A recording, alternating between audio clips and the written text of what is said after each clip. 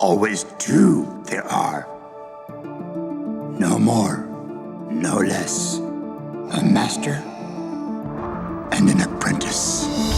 Star Wars always has these great master-apprentice relationships. Remember, a Jedi can feel the Force flowing through him. You see that handing down of mastery, the teaching, the developing, the growing.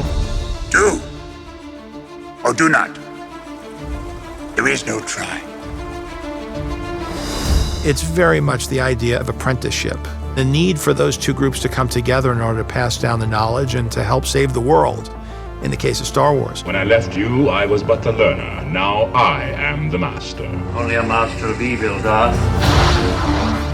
Those life lessons are what make these characters some of the most iconic characters worldwide. The war is just beginning, and I will not be the last Jedi. All of that wisdom gets passed down, over those generations. We have Qui-Gon Jinn, who's the master of Obi-Wan, who's the master of Anakin Skywalker. And by being trained by Anakin, Ahsoka was part of that legacy as well.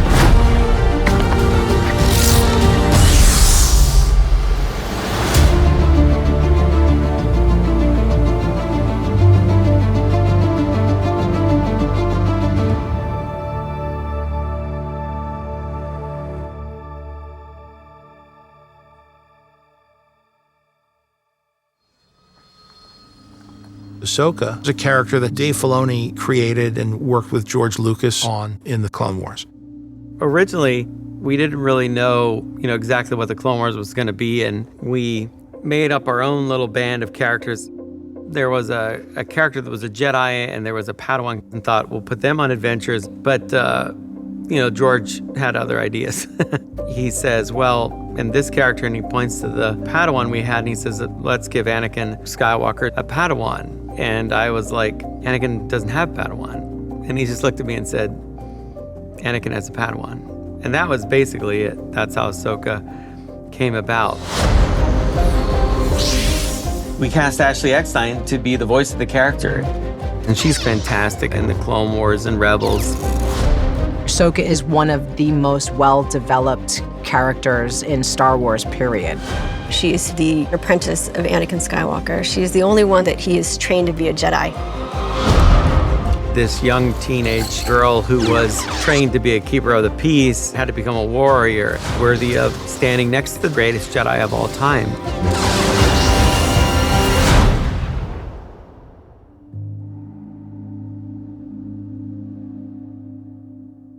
Ahsoka's story and her growth has mirrored my own.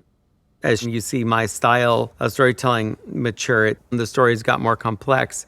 It had grown to the point where I wanted to take what I was doing in animation and really see if I could get it to this type of storytelling that I'd grown up with in Star Wars.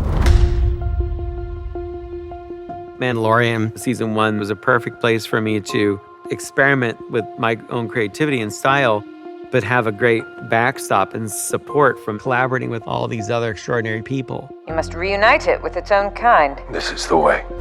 So when Season 2 came around, I was like, for my episode, I was like, well, I'm gonna do Ahsoka. I'm like, I just need to try this. Let's do it. Ahsoka Tano, Bo-Katan sent me. I hope it's about him.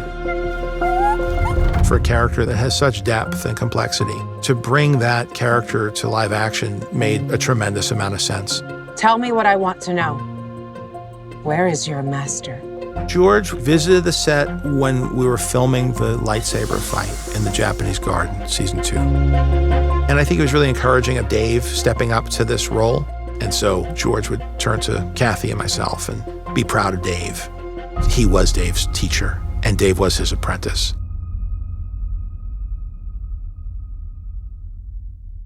There are moments when I just stare at her and I'm just like, wow, she just looks like this thing I've drawn, but Sarah's done all the research. Like, she knows the character, but now she has to become it in a way that's never happened before. Yeah, it actually, the thing that feels most awkward right now is talking with you. You know, the posing and sort of the stances we're doing, that's not unusual, but speaking as Rosario while in Ahsoka is a little startling. I really love the transformation and really deep diving into who she is. Rosario Dawson is just such an incredibly powerful actress, and she loves this character. I think everything about who Ahsoka is just brought to life in a way that almost nobody else could. She not only gets a character, but she gets like the Star Wars of it all, which is an important ingredient. You have to be in it. This is a hard thing. You're gonna have to be painted orange every day. You're gonna have to put a prosthetic on your head every day. You're gonna be training like a Jedi to learn how to lightsaber fight almost every day. I'm playing someone who is an absolute expert. And so I really wanted to be able to physicalize that as much as possible. Yeah, Jedi's primary weapon is a lightsaber. There need to be a lot of lightsaber fights. And they have to be good because our fans know the difference. When I started getting my stances and some of the postures and, started really getting my left hand up to par with my right, that I started to really feel like I was sinking into who Ahsoka was, because her physicality is such a huge part of who she is. No matter how tired I was like, sign me up for some more. Sign me up for some more.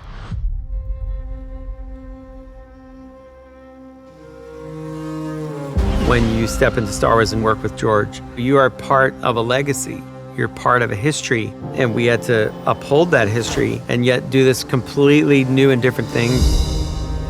Ahsoka is another story where you can step in at any point and not feel that you necessarily have to have seen everything. From the beginning of this series, Ahsoka is out there on the fringe of the galaxy. When she hears whispers of this warlord's return, she decides to enlist her friends' help. This is about preventing another war. You know who could help? Sabine Wren. I'm not sure she'll want to help. I'm telling the story about this mentor-student relationship that passes from Anakin to Ahsoka to Sabine. There is nothing easy about being a Jedi. It's quite extraordinary to bring this to life. When the stakes are this high, we have to do what's right.